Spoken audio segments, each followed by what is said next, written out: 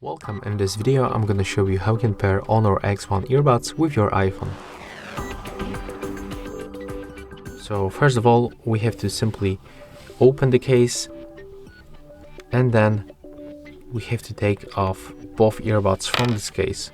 For sure, before the pairing you have to remember to charge your case and the earbuds inside.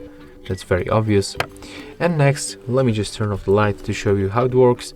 So as you can see in this place, we can find the indicators on the both earbuds and they are blinking automatically.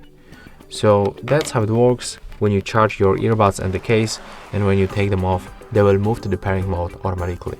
So next step, it's very simple. We have to open the settings and go for the Bluetooth. Next, turn it on by tapping on this switcher, and now find your earbuds on the list and then select them by tapping.